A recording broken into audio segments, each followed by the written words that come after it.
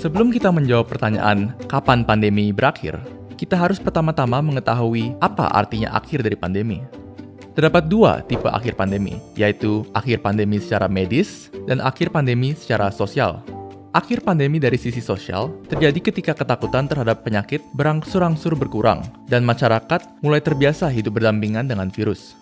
Hal ini menyebabkan kemungkinan terjadinya akhir pandemi secara sosial sebelum angka kasus dan kematian mendukung berakhirnya pandemi secara medis.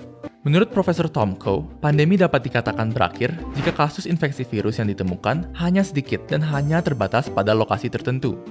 Yang dapat kita lihat terjadi di Indonesia adalah berakhirnya pandemi secara sosial sebelum pandemi berakhir secara medis.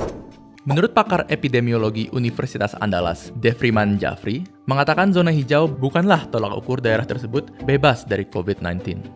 Sehingga ini menciptakan kelengahan pada masyarakat dengan menganggap zona tersebut aman dan berpotensi menjadi sumber gelombang penyebaran berikutnya.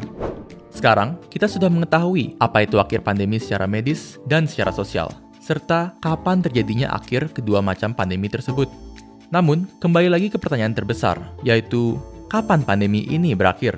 Tentu saja, hal tersebut akan tergantung pada kebijakan pemerintah dan kerjasama dari masyarakat. Pandemi dapat berakhir lebih cepat atau lebih lambat, tergantung pada seberapa baiknya kinerja pemerintah dan masyarakat.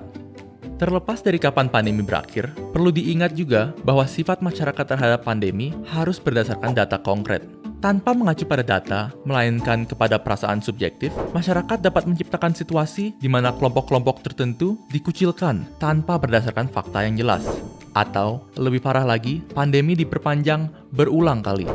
Yang perlu kita semua ingat adalah virus corona tidak peduli dengan keviralannya. Walaupun masyarakat bertingkah seolah-olah tidak ada yang perlu ditakutkan, virus corona akan tetap menyebar dan akan tetap mengambil nyawa. Maka, ada baiknya kita mendengarkan dan melaksanakan himbauan dari tenaga medis serta saling mengingatkan sesama untuk menjaga kesehatan.